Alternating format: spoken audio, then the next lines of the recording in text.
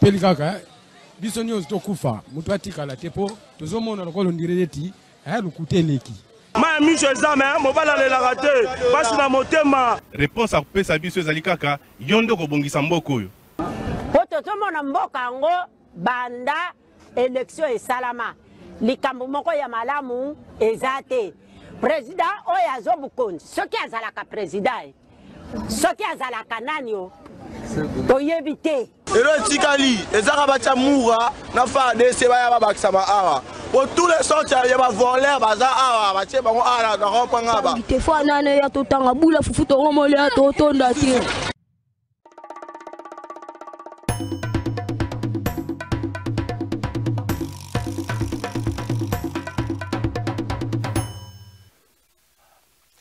Bon après-midi, na benognon sika bozali, nous espérons que bozali malamu na après-midi alléluia vendredi 20 juin 2025 mbote na bino bozali so malamu auti kokita na aéroport international ya Njili yezali nani yezali les fils Museveni les patrons ya armée ougandaise oyo aye awa masolo moko kosalema lobby na patron ya force armée diplomatique du Congo to banziete ekoleka na ndenge sengeli malgré que ba congolais belé bazalaka na mwa lecture moko ya bien te contre les fils Museveni tokende na libanda na ngambo ya Italie esika wapi premier ministre asili ko séjourner depuis mokolo ya lobby azali ko participer na sommet moko babengi yango Matin Plan for Africa et Global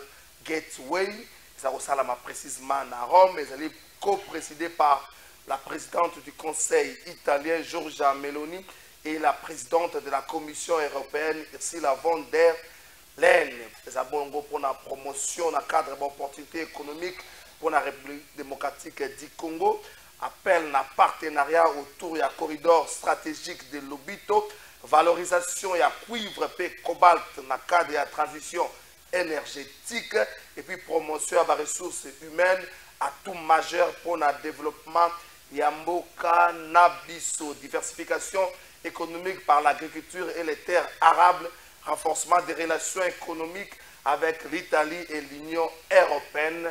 Première ministre Judith Tuluka a réaffirmé l'engagement du gouvernement congolais pour la RDC, un acteur clé de développement interrégional et puis durable pour l'Afrique.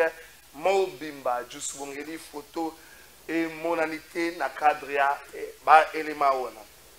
Nini tokolo bela na émission na biso ya après-midi ya mokola lelo tokobeta lisolo ya accord de paix oyo République démocratique du Congo a signé mokola le 27 juin na ngambo ya Washington DC esiko wapi ministre congolais affaires étrangères kozala ministre rwandais et affaires étrangères yep à Kozala. Avant cela, un pré-texte a été paraphé avant-hier aussi qu'on a la débat autour de Makambo.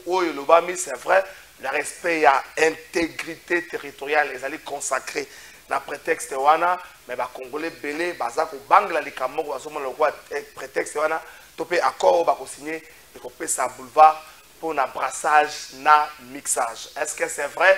Tokomeka moi moke kolobelango na kati émission na biso ya mokola lelo mama Bintu Keita oya sisa qui séjour na le week-end passé na ngambo ya Goma a révélé pour émission moko na radio Kapi maye oya ebisaki Corneille Nanga na bande na ye. Avant c'était un débat batobeli bazali ko kanisa ke sala ki bongote a lobby na bango ngana ko sala ba commentaire de c'est vrai to kolobelango na émission.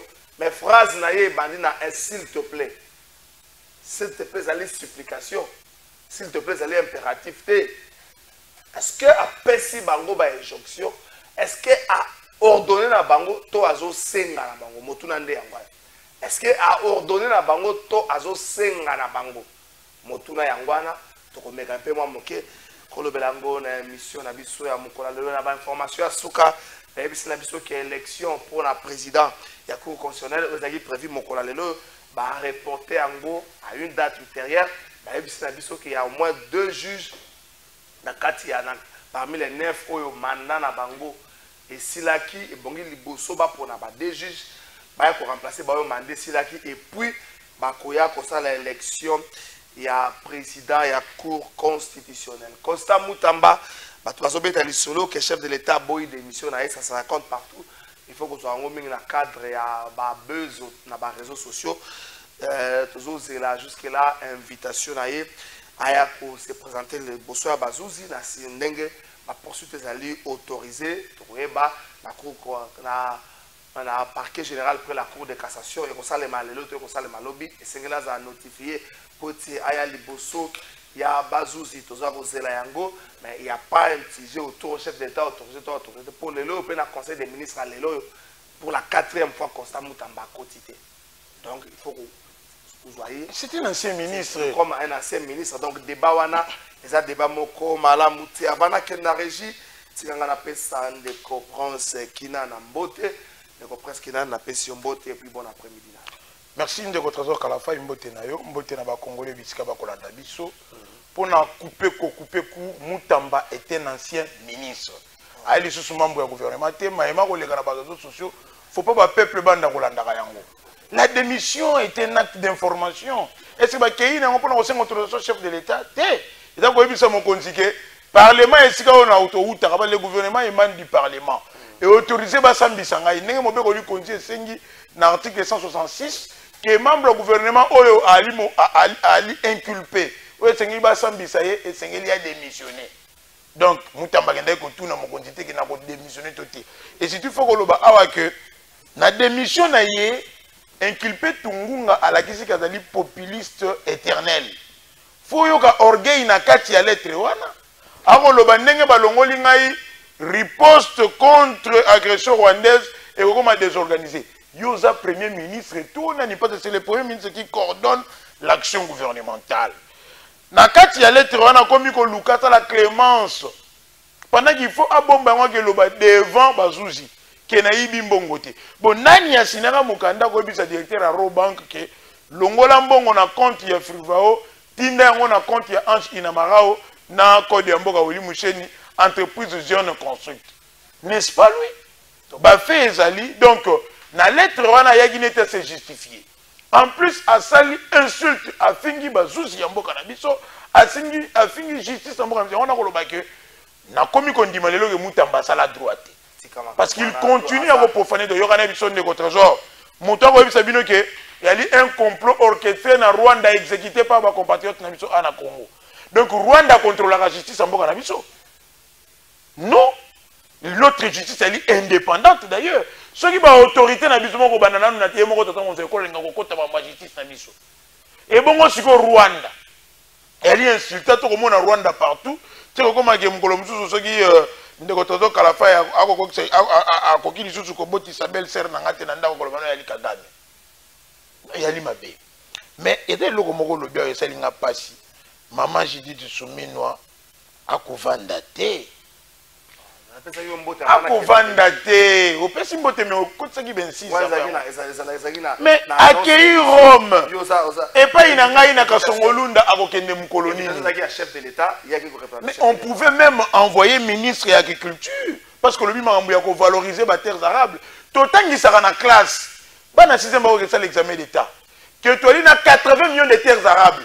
Mais tu as ko masangu na Zambie, tu as ko tomate en Afrique du Sud, matungule uta Afrique du Sud uta Tanzanie. Et c'est dit que Morokene nango Rome parce que nenga kei bongo ali mosolo l'été bimie belé. Bonaka Songolunde pa inanga ya kokende mokoloni. Na chela place oba matungulu bimaka ya munene lokola mutu nanga bo ekokende mokoloni. Akokende mokoloni na mupompa. Na kasai yake ndeko tala. Na ba province ndoki na ba chef lieu qu'on négocie la campagne par rapport à l'agression rwandaise. Et c'est la tournée gouvernementale à qui ne palper du doigt la réalité de la Congo profond. Tozangi Banzela, les provinces ne sont pas connectées de Kalafai. L'autosuffisance alimentaire, mbongo ya FPI, au lieu de faire des députés, la monnaie que je vois dans les députés, sont des agents qui sont FPI. Et c'est que les mamans soumis à aïe pour revaloriser, batien bako bête babrique. Moukoloni na goya na bumbu et pas inangai. Moukoloni na goya na kinsen sona maluku.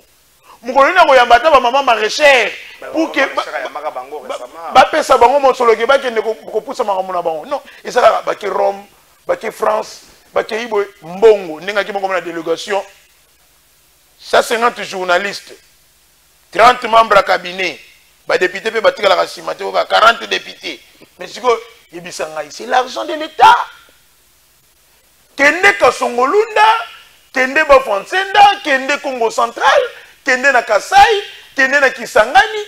Tala, comment est-ce que tu as eu ça là pour que les provinces soient connectées? La province elle est gérée. Au Outago, on a une image dernièrement dans les réseaux sociaux. Les députés de l'Assemblée provinciale, il y a Kasai Central, je crois. Ce sont des questions, il y a gestion. Yémoutou, ensemble, le président de la République, il faut définir politique au Kambabiso et d'aller dans 6 axes. Attaquer dans l'axe de sécurité. Kinshasa ya Pamba, maman soumis à convoquer les bourgmestres, convoquer le commandant de la ville, le gouverneur de député provincial, comment faire pour que tout ça braquage. Non.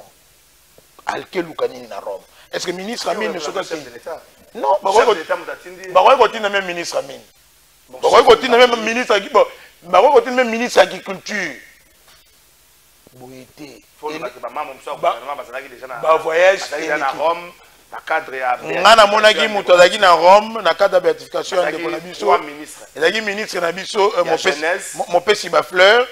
Moi, je suis un fleur dans le cadre de la masculinité. Il y a 3 ministres. Il y a un ministre de la culture et art, chargé à fleurs. Et puis, ministre de la communication. Ministre de la culture et art. Culture et art. Quelle est la politique publique que Mme Yolande Leba dans le ministère? Tout le bélanan. Tout le bélanan, la régie. À cela qui visite surprise Moko. Moko, le lobby, dans l'installation et stade des martyrs.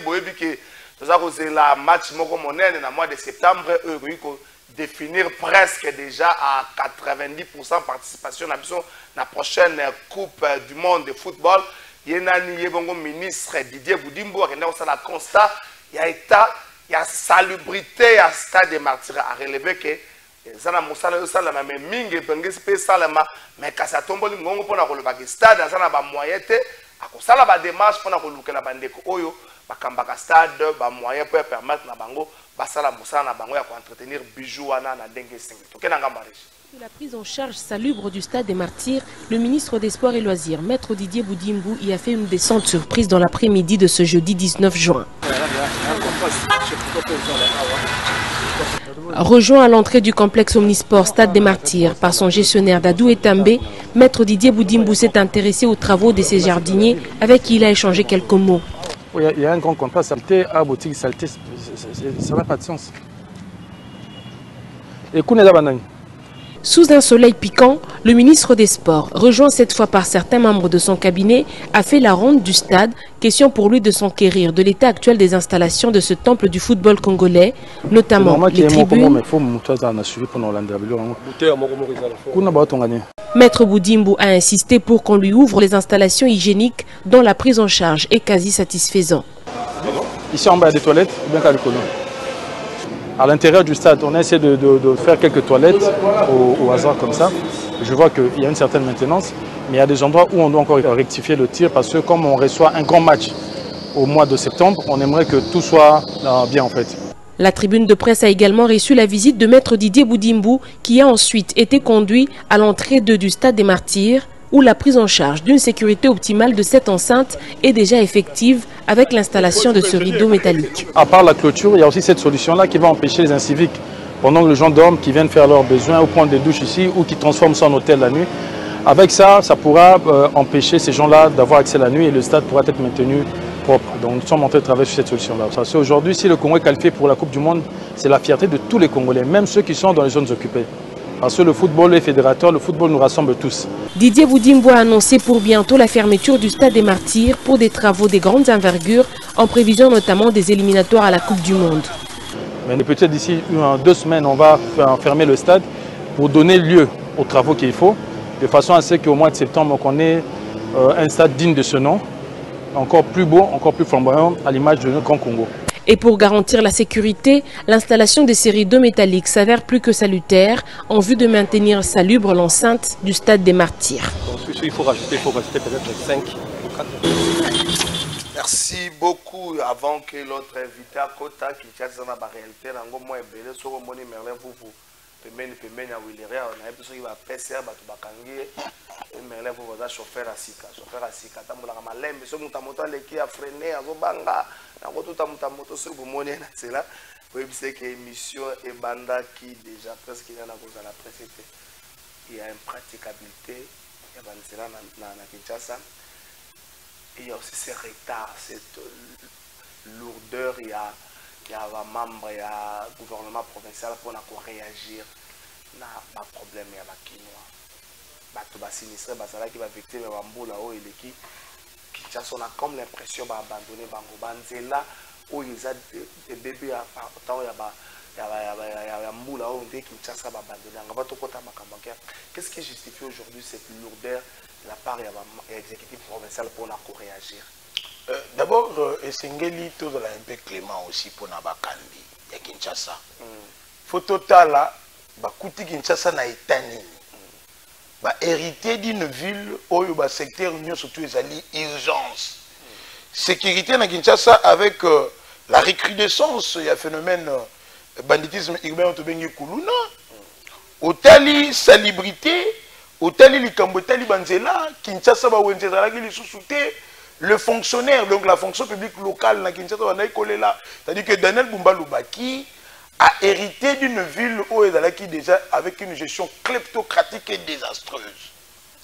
Et Singali total est là, au moins il va faire 100 jours. Kinshasa va dire comment on peut ça Daniel Bumba total après une année. Et d'ailleurs, une année n'a pas quitté. D'ailleurs, les avancées et mon année en termes de route, d'infrastructure, Kinshasa comme il est une ville chantier. Ça prouve à suffisance comment est-ce qu'il se bat pour nous remédier d'abord d'une manière à pallier que la ville est dans un état délabré. Mais Ezali résultante, il y a une gestion où il y a les kakakala.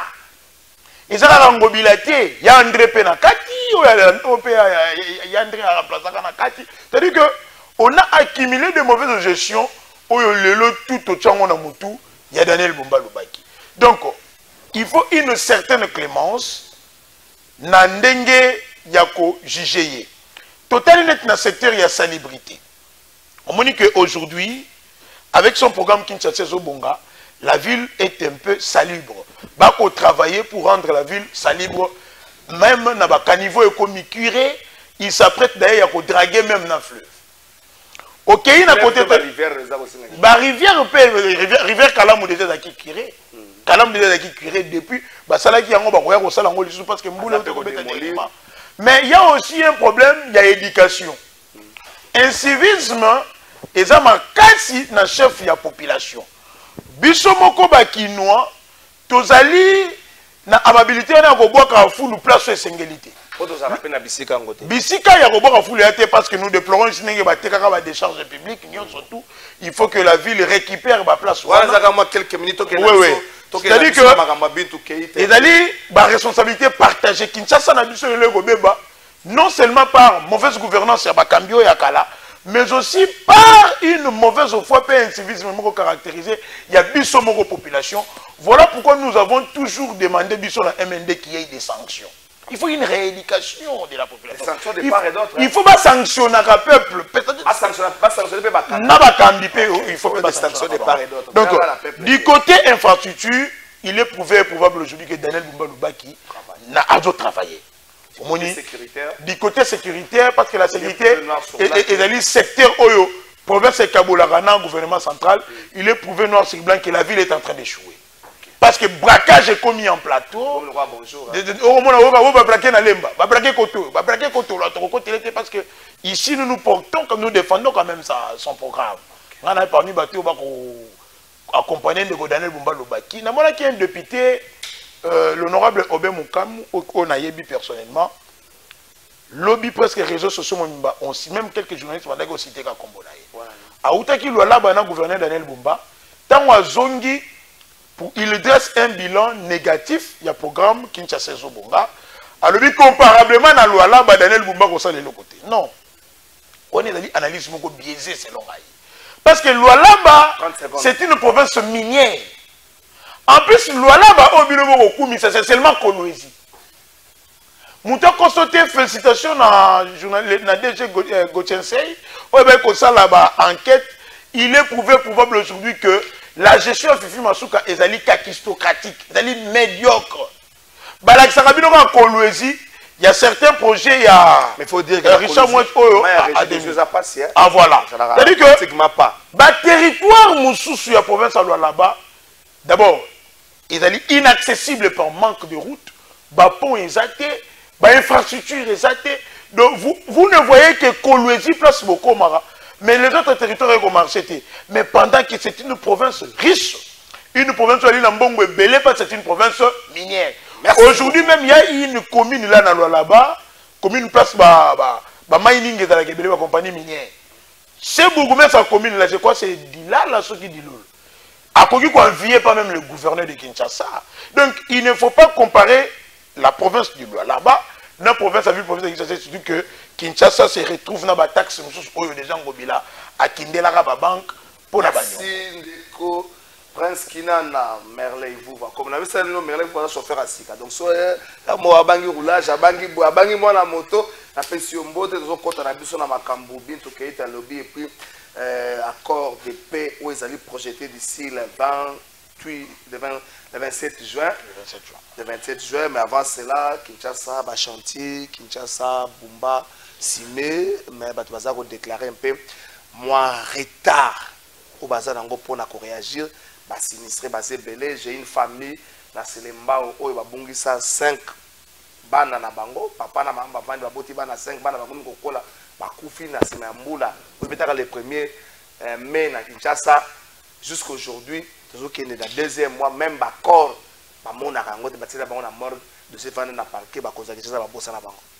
Merci de votre trésor Kalafai, merci.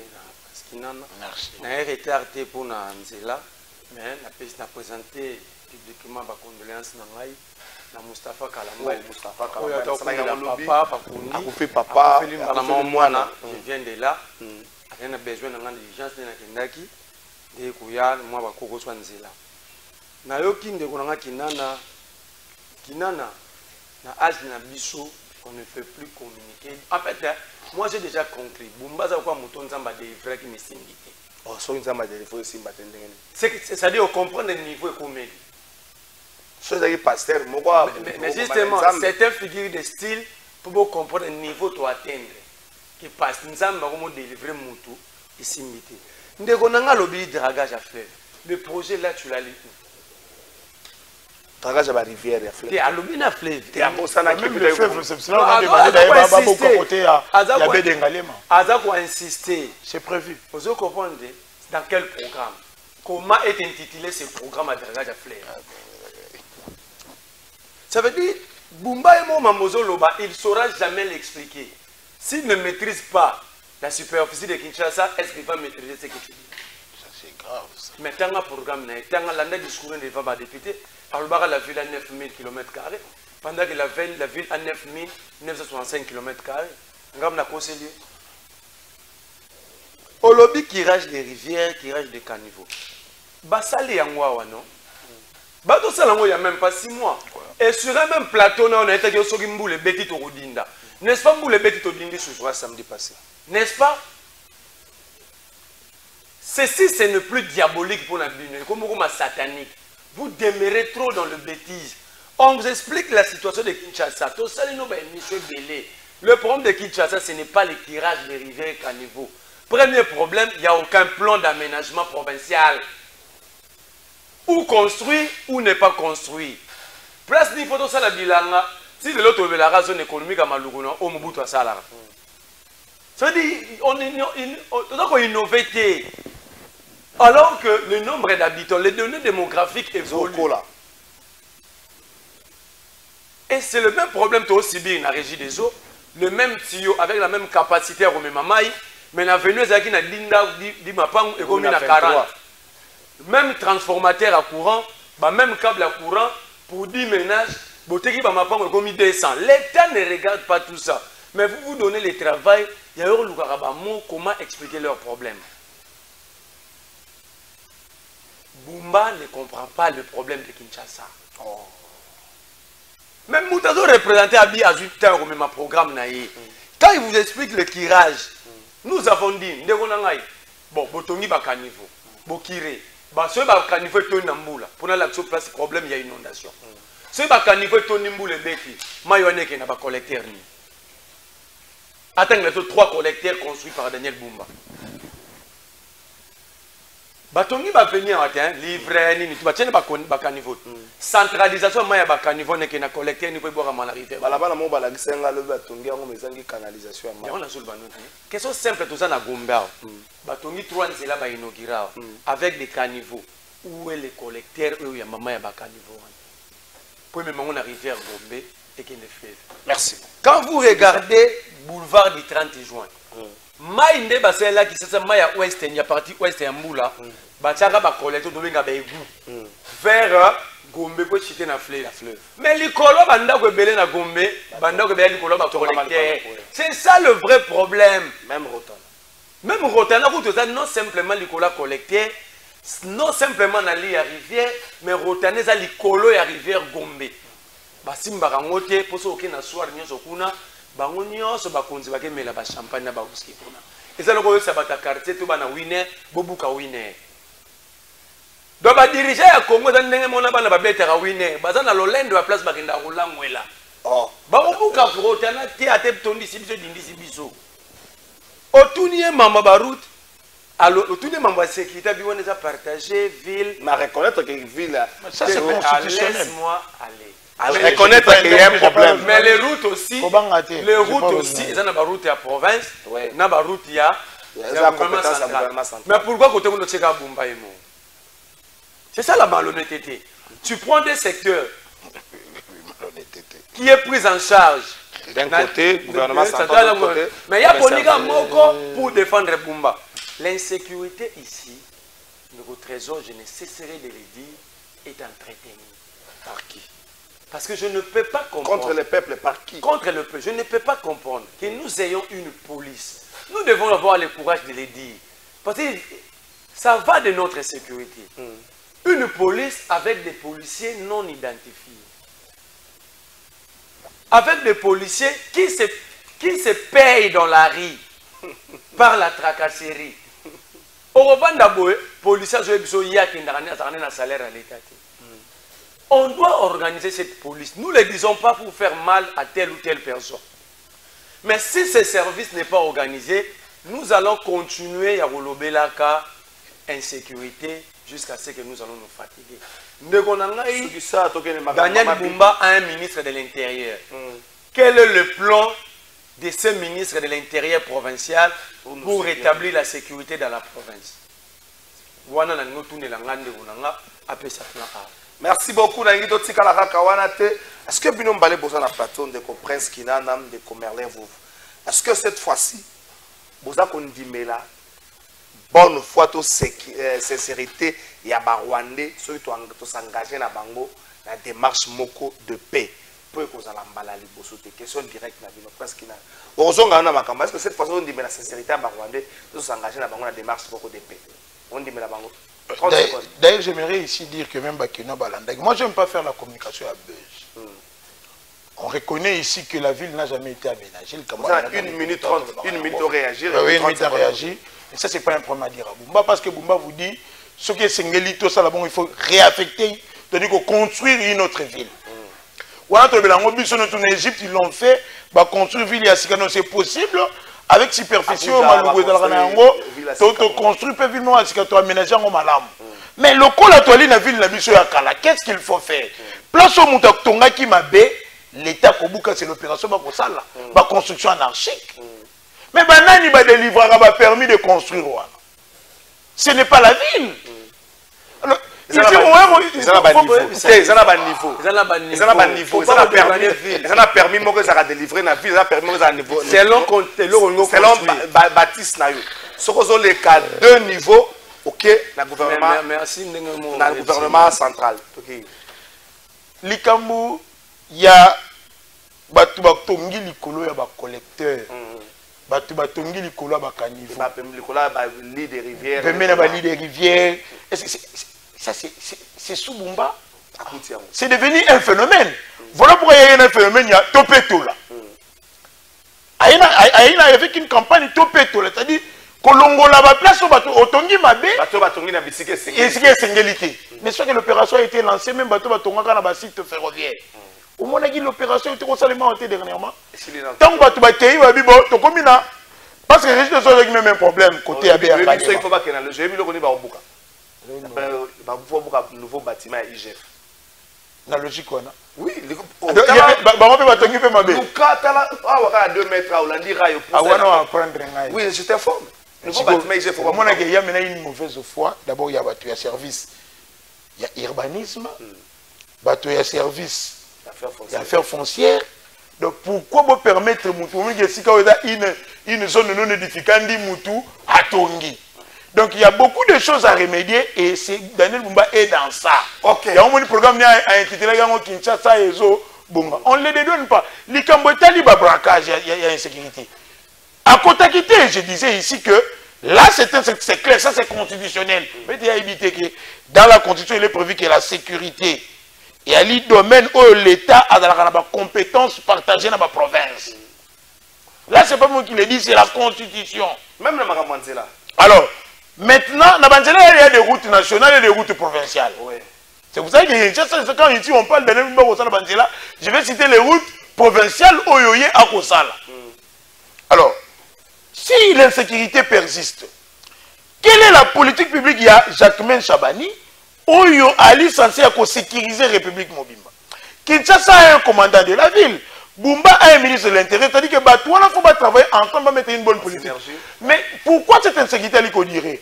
La police ne peut pas logistique. Les criminels vont coopérer dans la moto. Mais les policiers vont coopérer dans la Kabasel. Ils sont aussi criminels à côté de Tinel, police hollandais n'engeni. Mais aussi effectif il y a des policiers dans les soucis et qui posent problème. Bon, dans un souci, vous trouvez 4 policiers. Et vous avez la rotation 2-2. Nade wana mona moko ya mtoko ndeko lukelo kwa kolia. Mususu atikali wana attention yoko benga yaka kuna insécurité zali itedi na ko kengela ba moto na mituka bato zali awo. Ako privilégier mituka na ba moto. Donc ce sont des moments qui sont partagés. Oui, parce que oh non, nous sommes délivrés qui est et non, ça c'est purement du buzz. Est-ce que cette fois-ci vous croyez à la sincérité ou bien la bonne foi? Il y a des s'il faut s'engager dans la démarche de paix. 30 secondes. D'abord, j'ai apprécié des démarches Nengi Kosalema. Ça fait en relations internationales, il y a la Zamba, place où il y a fort, il y a faible. Mais maintenant, il y a deux approches. Tu as une approche à smart power, c'est-à-dire la voie dissuasive, la force de dissuasion. Une armée dissuasive et puissante. Mais tu as une voie à démarche à soft power. Mais jusqu'au total à niveau, nous devons, total que avec le smart power, c'est impossible. Nous devons hériter d'une armée multinationale infiltrée. Une armée faible qui a été capable de donc ici, ce ne sont que des vœux, des intentions. Il y a des vœux, trop souhaités. Parce que, ce qui est dans l'irrénologie, la science, c'est l'étude de la paix. On te dit que la résolution pacifique, la voie du dialogue est la meilleure solution réservée dans le conflit en plateau, dans la guerre, ou dans la recrudescence. Kaya RDC, 30 ans que cette insécurité est perdue. Et le principal instigateur, il y a insécurité dans l'Est, c'est Rwanda. Donc il fallait se retrouver en face pour dialoguer, vider ma question de fond, le pourquoi agression n'est persiste. Donc ce ne sont que des vœux des intentions. elle veut maintenant il est sengi nini te kokota na esengi te pour développer en siko Merlin vous je vois que presque il en a qui na 2 minutes 30 on vous appelle 2 minutes 30 est-ce que vous croyez cette fois-ci la bonne foi topé na sincérité il y a Rwandais s'il faut tout ça la bango de marche moko de paix mais il faut rappeler que ça serait pas la première fois où biso na bango zokene sur ce terrain là qu'est-ce que ça serait quoi la particularité cette fois-ci pour rassurer biso OK yo peut 2 minutes 30 merci Pinana nanga rappelé que Mutaloba reconstruire une nouvelle ville ce n'est pas Daniel Bumba ayoka yango ndenge yo yoka mais si je te pose la question tout na mukologo na Bumba comment construire cette nouvelle ville à la Carabiso en octobre 2024 bakubanda yango kota batia bangaluku et banda et Bumba n'est pas sérieux il vient il donne même il n'est pas sérieux il vient il donne même des dates de précision les loko yebi ko salati yo za mopandi sango mnene oyebi te kalobaka en octobre 2024 bazo banda dia mama ko ériger nouvelle ville babani ba uta ko tala terrain to za visite terrain yo ba to tala ba italien yo za mopandi sango so ka to tala sikoyo ba semaine oya lobaka na novembre wana si ba uti ba tali ba fonzali azwa ki esa ki ndeni. Il nous a promis de nous livrer 65 km de route. 63 km de route en février. Tu as calculé tout ça dans 20 km. Parce que le problème, c'est qu'on va développer la communication avec Argentine. Si on tourne, on ne va jamais relever les kilomètres. On va venir venir. Au moins venir. 500 ba 200. Si on va 200 ba 500 mètres. Si on va Argentine, au moins jamais relever les 6 km. La communication c'est une route transcommunale. C'est tant que nous avons et se retrouver dans Ngalema. Nous avons une route de 6 km. C'est ça la communication qu'ils ont développée. Pose la question, vous avez déjà livré combien de kilomètres au Kinois? À Okeno, à venir du livre. Alors, sortir à venir du livre, n'est pas livré totalement. Yami Bali. Alobi. Bumba Kouti Marambo et Banda qui n'a été. C'est comme ça que Boche Tshisekedi dit le na BRR Razo Korubimate. Quand on cherche à avoir le pouvoir, ça veut dire qu'il y a déjà problème. Tu viens pour donner des réponses. Ces manières de communiquer, pour développer, il y a Kouta Kiango. Et puis le bac est l'homme est bandeli. Que Bumba a coûté Gentini à Brada Batax. Mon cher, regarde-moi droit de les yeux. Il ne faut pas mentir les Congolais. L'unique taxe au total de la Gentini de la Brada, c'est la taxe sur la consommation. Il y a une taxe. Il y a un problème. L'impôt foncier va où? Où va l'impôt foncier? Où va le mon à vignette? Où va l'impôt sur le revenu locatif? Plus de 700 000 motos dans la ville à Kinshasa, 500 francs chaque jour par moto. Les taxis et taxibus 1000 francs. Non, 500 000 les a moqués parce qu'en 2022, on nageait dans des 900 et quelques mille. Donc, tu as 1 million quelques de motos. Prends ton téléphone, fais ça là 500 francs, multiplié par 1 million, fois 30 jours, fois 365 jours. Donc, il y a beaucoup d'argent en dehors même, il y a taxe sur la consommation. C'est beaucoup d'argent. Mais dans ta ville, Bambongo va marcher les patentes. Marché urbain, Gambela, Liberté, marché de Matete. Donc, nous avons bloqué Bissogaka, la taxe sur la consommation, la ville d'Assa simplement. Et puis, on a tout la communication, la route, on va développer la taxe. Je vais t'énumérer les taxes de la ville. Bon, ma fourrière. Parce que tu as une question. Ma fourrière, il y a fourrière à ville les Arawab. Le coup, la petite réponse, ça veut dire que ce sont vos fourrières. Par jour, mutu kamo epe sakaba 200 000 so bakangi ba moto ku tro lobate mbongo wane kendaka wapi po bolo bana biso ke mbongo yate. Pendant ce temps, mbongo nyonso Bumba zo salela ezo uta na gouvernement central. C'est-à-dire moins la taxe sur la consommation, toutes les recettes de la ville sont intactes. Non ba saleli yangote. Mais ndeko na ngai toke na wana pour le robit de approfondir, on a fait une réponse. Alors, c'est l'homme. Politique publique, Nini, Jacquemin Chabania est en place. Le ministre sectoriel va appliquer un programme selon vision chef de l'État. Yo défendre cette quelle est la vision du chef de l'État dans ce secteur pour appeler ça Jacquemin Chabani, mais la route politique publique en place. Ok, donc Botika Gouambale Bisso, vous avez échoué et ça se voit. Est-ce que vous croyez cette fois-ci la bonne foi? C'est lui qui a été déçu par une femme de prendre des précautions. Merci. Mais tu sais que dans le bas, ça l'a poignardé dans mon Congo par Kagame. On suppose qu'il a pris des précautions. Merci beaucoup. Avant de côté la Macambouana, j'aimerais te commenter 5 minutes. Vous allez prendre bien sur 2 minutes 30, 2 minutes 30, 2 minutes 30. Ma propos ya Bintou Keita. Papi Mandeke, si vous avez sanga ngote Papi Mandeke, Bintou Keita a dit phrase là, s'il vous plaît. Je me dis, s'il vous plaît, et sa supplication, à ça ordonner na bangote. Est-ce que là il faut continuer à croire aveuglément à la résolution des Nations Unies autour de l'applicabilité nango?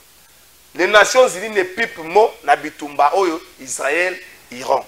Est-ce que la kisi bisote na mokili faiblesse des Nations Unies? Bintou Keita toke na ngamba régime, et ça dans quelques secondes bongo to songi. L'insécurité à l'est de la RDC, ça suffit. Il faut que vous obéissiez aux injonctions qui vous ont été données depuis le mois d'avril, qui est, vous devez cesser immédiatement les hostilités. Vous devez vous retirer des localités parce que maintenant vous êtes à plus de 80% d'occupation du territoire de Rutshuru. Vous devez vous retirer. Vous devez aller dans le processus du PDDRCS et vous devez aussi entrer là où vous étiez en novembre 2021 quand vous avez commencé à attaquer les forces de sécurité et notamment la FARDC, fin novembre 2021, c'est-à-dire Mont-Sabinho. M23. Merci beaucoup, Prince Kinana. C'est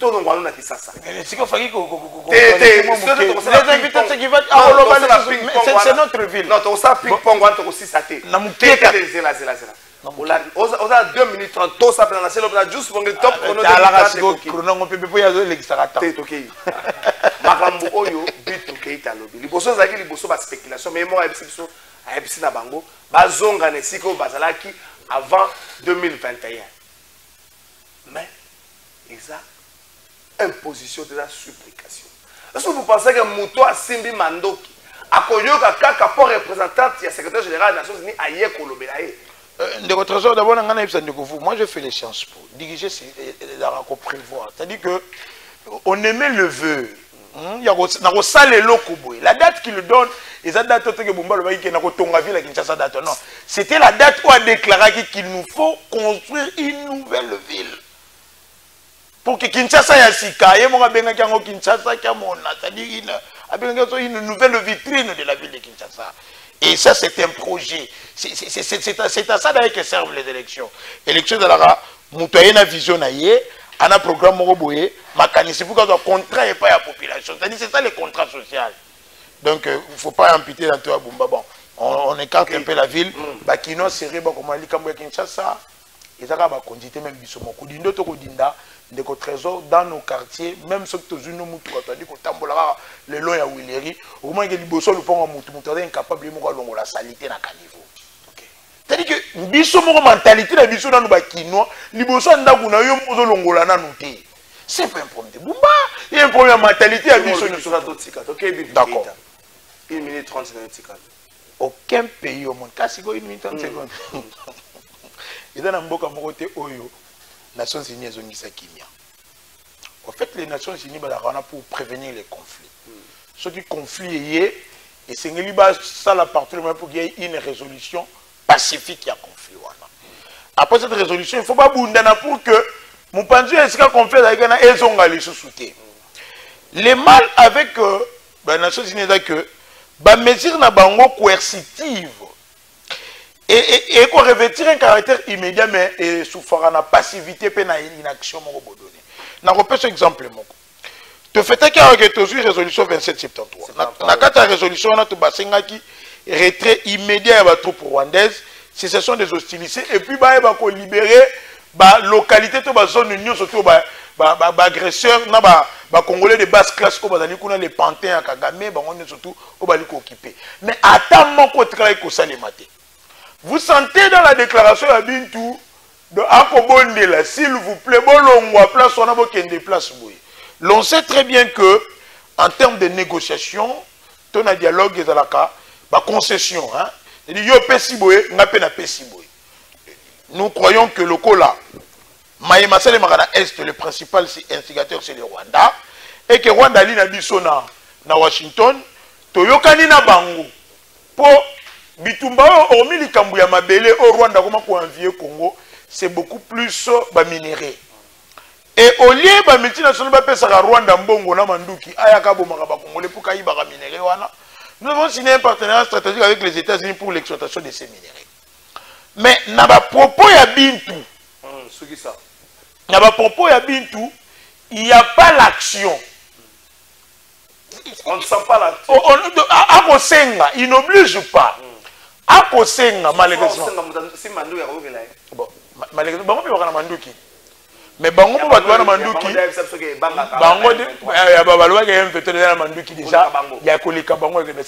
c'est un jeu, c'est ça. Au moins il place au conflit comme un peu multidimensionnel, c'est-à-dire que bah contour géopolitique mondial est côté à place mais biso Congo photo to yeba ko profiter na temps oyo ce qui accord est commis déclenché dans le moment piège ciment nous devons réorganiser l'armée. Merci beaucoup, Merlin. Pour la Prince Kinana, Mboka Mokote Zwa Kimia, na ba résolution des Nations Unies, Bintou Keïta, pour la Prince Kinana, Azo Bondela, Azo Mona pouvoir contraindre Mokote, ou Yokosala Kebande, quoi, n'a pas s'exécuter.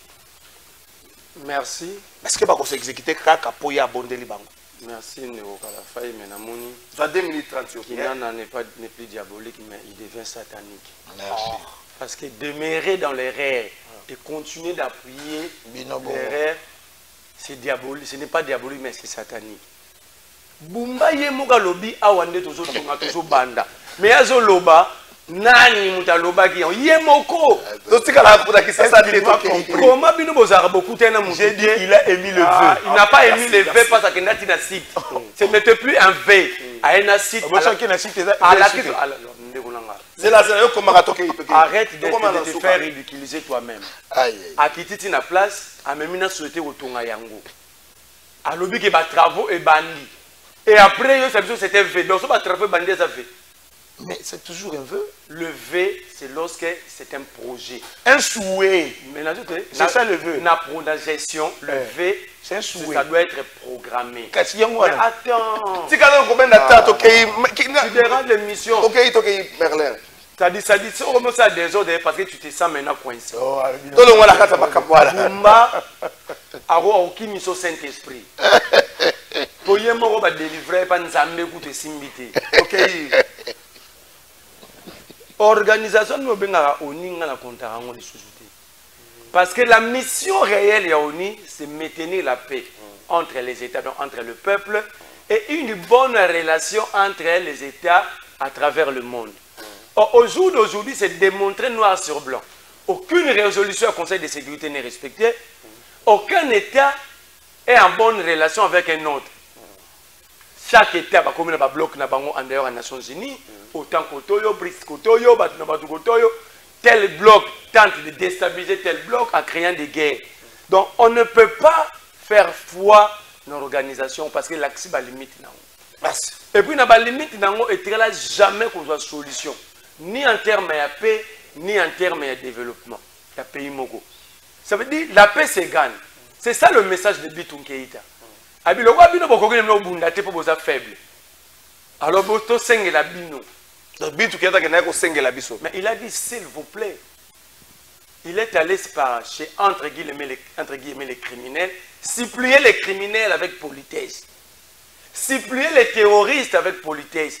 S'il vous plaît, est-ce que vous avez été? Mais alors, c'est un bango bazonga wapi tout nangai. Na Sabinho, car na Sabinho. Na Sabinho, vous connaissez pas ça? Ce baza ba terroriste, ba terroriser ba Congo le baza kuna di. Ça c'est quelle forme de solution? Donc ba ebisi bango ha, bonyoko li ba oya buka ya goma mingi. Bonyoko li pe ya ruturu mingi, boke nyoko la ya Sabinho. Na Sabinho ça ka contrôle la bango. Mais justement, le problème c'est que tu as un point moko pour pas continuer l'activisme na bango Ou le problème, c'est le défaire. Merci. Quoi anéantir bango. Merci beaucoup, Merlin. Vous, Prince Kinan, a toujours 1 minute 30, 1 minute 30. Ok, on peut souligner ça bien. Nouvel accord de paix au Tokotia Mokoloto le 27 juin. S'il faut que la phase ya et comme ma kimia, nous devons reconnaître que kimia mogote dans le format wana. Assurance n'a pas un gouvernement congolais et kozala nini. Est-ce l'implication directe de Donald Trump ou encore cette entre guillemets bonne volonté de l'administration rwandaise? Particularité dans le kozala nini parce que on s'est retrouvé à plusieurs reprises à la table de Moko, l'administration rwandaise et même la biso mingi loko. Particularité comme ça. Il ne faut pas compter sur bonne volonté à Rwanda parce que le Rwanda il aura toujours un état parasitaire et vivant au dépend il y a RDC. C'est d'ailleurs pour ça que tout le temps on comprendra à créer un CPGL le 20 septembre 1976 si je ne m'abuse. Ensemble avec Abiyarimana et Jean-Baptiste Bagaza. C'était pour permettre au Rwanda, à travers cette communauté économique, à bénéficier de la paix, de la richesse de la RDC, à travers la coopération bilatérale. Lorsque lui, Michel, devait conseiller Kabila sur cette question à guerre, il peut relancer la CPGL. Parce que pour lui, Michel, la CPGL était la clé pour éviter que le Rwanda ait une stabilité dans la région. C'est-à-dire que wana nzeta manga oleba voisin ba koyiba ngo na butu buvandi réunion famille yo na voisin na bana na ye omoni partout il n'arrive pas na bino te omoni ba sorte nzeto ninga na boye olio yaka na butu yaka na moi tu peux aussi obuka yango. Et Sarkozy l'avait dit en des termes cachés que surtout il faut partager richesse na biso na ba voisin. Donc faut pas compter sur la bonne volonté à Rwanda, mais il faut beaucoup plus compter sur le partenariat dans la gestion de l'exploitation de la minerai dans les États-Unis. Mais si vous avez photo zoa par où est la biso dans l'exploitation de la minerai parce que le minerai on doit mal sous-souté. Parce que tout est consacré sur les plans stratégiques et minerai. Pourquoi? Dans la Qatar, avec le Rwanda bagana or malungate. Baké bazu usine à raffinerie donc baché na Rwanda. Mais minerai on va d'aller dans côté abandu kaka ya boyiba na Congo. Donc, comme on a vidé cette question d'exploitation minière, il faut maintenant Congo, le Kola, Yé Rwanda, n'a pas vérité, n'a pas souka souka, même pour question des terres, parce qu'à la frontière, alors ça sera toujours guerre, tout réorganiser l'armée Nabiso, tout se doter logistique, tout ébi comme un nombre, une très bonne formation, et là, même lorsque le partenariat n'était négocié là, nous serons capables de sécuriser. L'élément rassurant, parce que l'implication à Donald Trump. L'élément rassurant, c'est ces partenariats avec les Américains. Parce que les Américains vont lingater place aux intérêts dans Bangouali. Parce que en relations internationales, ce sont les intérêts qui priment. Place aux États-Unis vont retrouver des intérêts dans lingater des ordres des là. Merci beaucoup. Voilà pourquoi ils n'ont pas voulu d'abord conclure cet accord sans qu'il y ait accord de paix. Parce qu'il faut pacifier la région pour qu'il va exploiter Malam. Alors, place aux États-Unis, comme c'est une puissance militaire mondiale, que des autres, déjà une garantie de sécurité pour la RDC. Merci beaucoup. Mais nous ne pouvons pas être un État client, tout dépend de la Rwanda. Voilà pourquoi. Bonjour Trésor, il faut que le ministre provincial et intérieur pression pour les députés provinciaux na biso balongola ye azakaka lokola bana ya bana oyo basala kamusala Kinshasa ezobonga Caleb Boto. Les députés provinciaux doivent compter na bango. Merlin, quel serait l'élément rassurant pour na biso l'implication à Donald Trump ou encore le Rwanda à Bongoli Motema? Avec Pasteur Moukou. Le Rwanda ne vit pas par rapport à la RDC. Le Rwanda vit par rapport à la communauté internationale. C'est une mauvaise lecture. Le Rwanda lui-même ne peut pas faire 30 ans et rebondir à Grand Congo, un pays continent avec 120 millions d'habitants. Par rapport à budget militaire et à Rwanda, nombre il y a troupes, l'armée rwandaise, à Rosa la 30 ans. À Rosa la 30 ans, c'est une erreur de lecture. C'est la même communauté internationale. Les Américains, les Kagame, bon, biso de bifanda nanu, hein, tout le monde au Kenya. Mais ndeko nangai, Le Rwanda fait volte-face au Lobiango. Les sociétés sont placées où? Au Rwanda, non? D'ailleurs, ils l'ont déjà dit à Tshisekedi, il n'y aura pas moyen de déplacer les entreprises du Rwanda vers le Congo. Donc le Rwanda restera bénéficiaire. L'agresseur trouve son compte.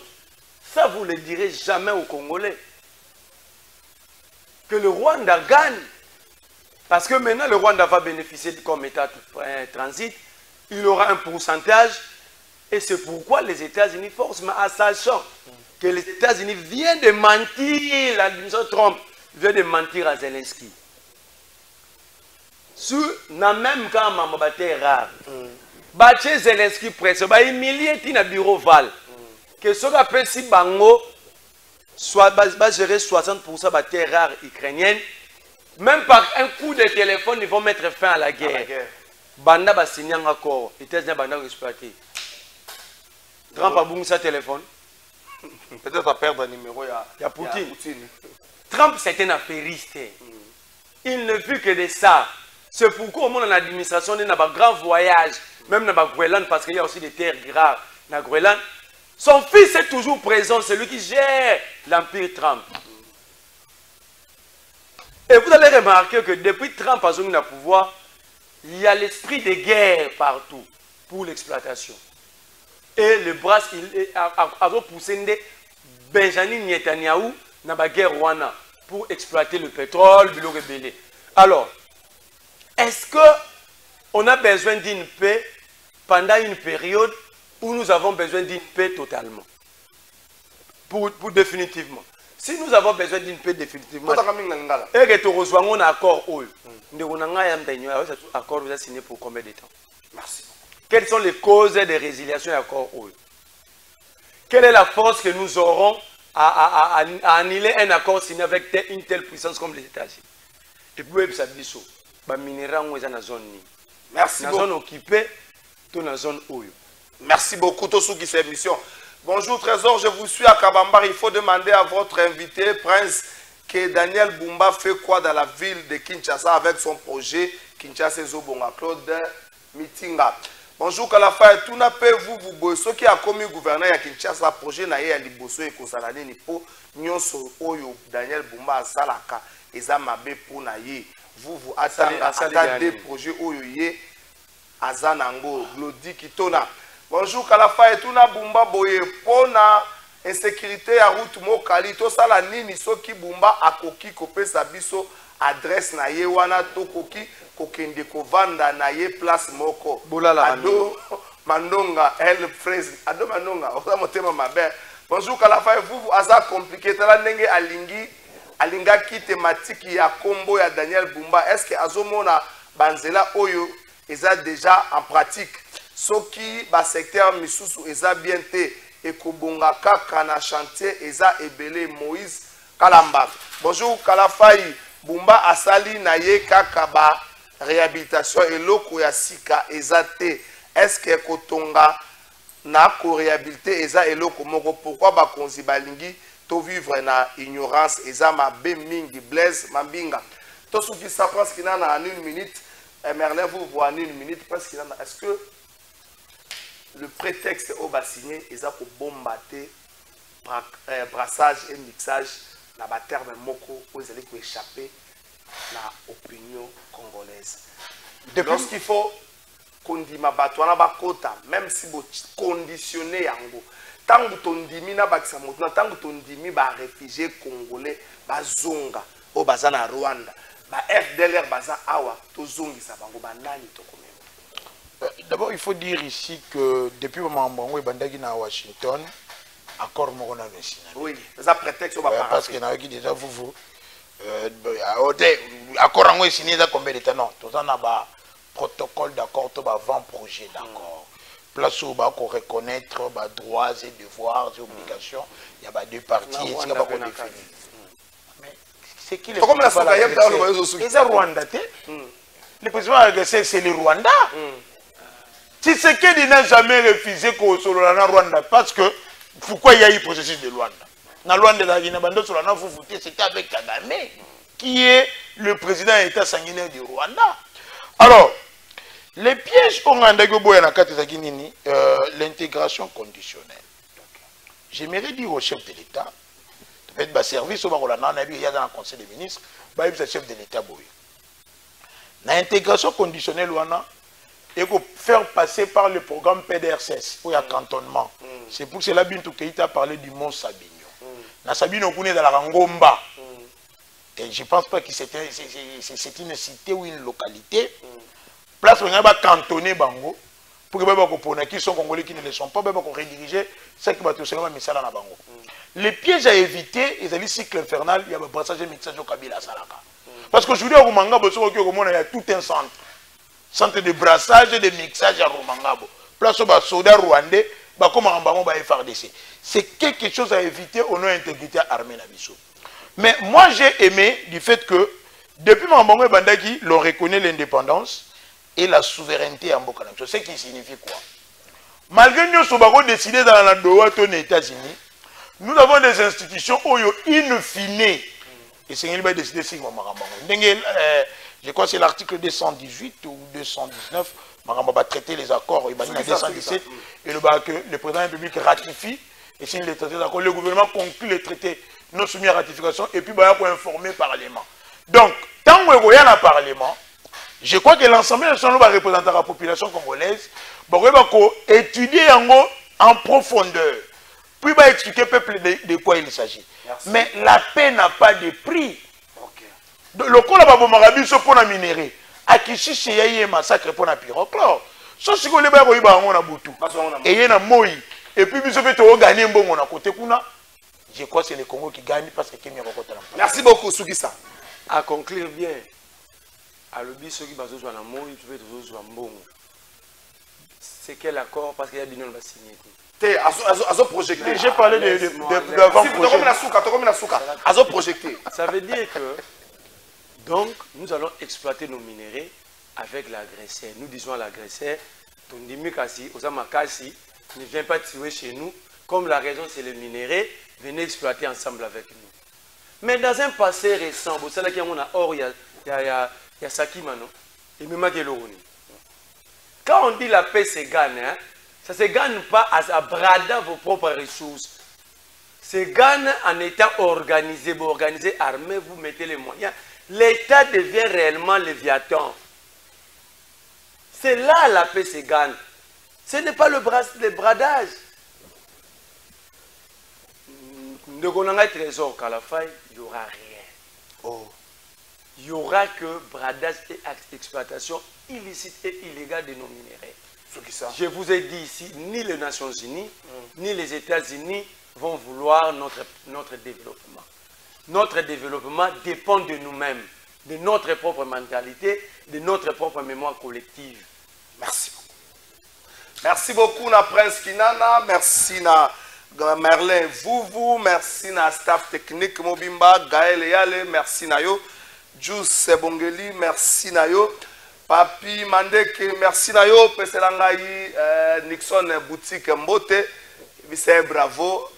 Même Kofi Akoti Makambwana. Peselabiso Nixon Boutique Mbote. Merci, na bino nyonso bolanda ki biso tokutani mokolo ya lobby.